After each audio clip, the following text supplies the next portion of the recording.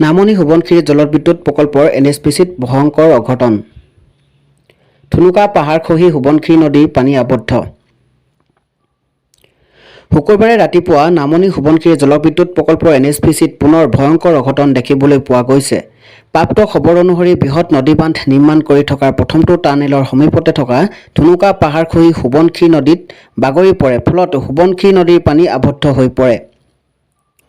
এই সন্দৰ্ভত শুকুৰবাৰে দুপৰীয়া 12 বজাত চিচুবৰ গাঁৱত সংবাদ মাধ্যমৰ সন্মুখত ছাত্ৰ মুক্তিৰ সংগ্ৰাম সমিতিৰ কেন্দ্ৰীয় সহকাৰী সাধাৰণ সম্পাদক ৰুদ্ৰ ভূঞাই এনেদৰে প্ৰতিক্ৰিয়া ব্যক্ত কৰে।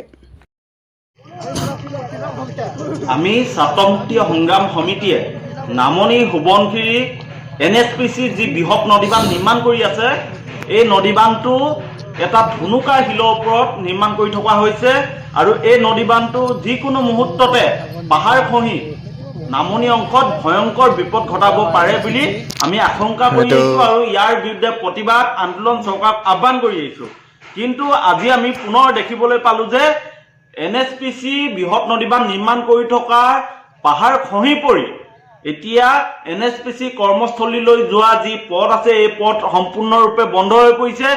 আনকি NHPC নিৰ্মাণ কৰি থকা যি সোৱণশিৰি নদী আছে, এই নদীখন বৰ্তমান এতিয়া পানী নাই, কাৰণ পাহাৰ খহি এতিয়া নদীখন সম্পূৰ্ণৰূপে পানী আবদ্ধ কৰি ৰখা হৈছে।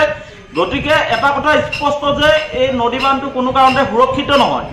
এই নদীবান্ধটো যিকোনো মুহূৰ্তত পাহাৰ খহি ভাগি পৰিব পাৰে আৰু এই কথা আমি কৈ থকা ধৰণে আজি প্ৰমাণ হ'ল। গতিকে ছাত্ৰ মুক্তি সংগ্ৰাম সমিতিয়ে চৰকাৰক পুনৰ দাবী উত্থাপন কৰিছো যে NHPC যি বৃহৎ নদীবান্ধ নিৰ্মাণ কৰি আছে, এই নদীবান্ধটো সম্পূৰ্ণৰূপে ভাঙি দিয়ক, বন্ধ কৰি দিয়ক। কাৰণ আপোনালোকে আজি দেখিছে যি ধৰণে NHPC যি নদীবান্ধ নিৰ্মাণ কৰি আছে, যিটো পাহাৰৰ ওপৰত নদীবান্ধ নিৰ্মাণ কৰি আছে, সেই নদীবান্ধটো পাহাৰ আজি খহি পৰিছে আৰু খহি পৰি NHPC নদীখন এতিয়া ভেটি ৰাখিছে, যাৰ ফলত এতিয়া পানী আবদ্ধ হৈ আছে।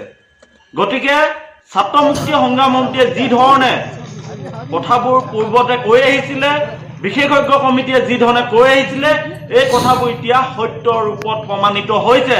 গতিকে আমি চৰকাৰক আহ্বান জনাইছো, অনুৰোধ জনাইছো, তেখেতলোকে কথাবোৰ ভাবক, সময় থাকোঁতে ভাবক। যিহেতু বৃহৎ নদীবান্ধে এদিন ধেমাজি, লখিমপুৰ, মাজুলীক অসমৰ মানচিত্ৰৰ পৰা নোহোৱা কৰি পেলাব।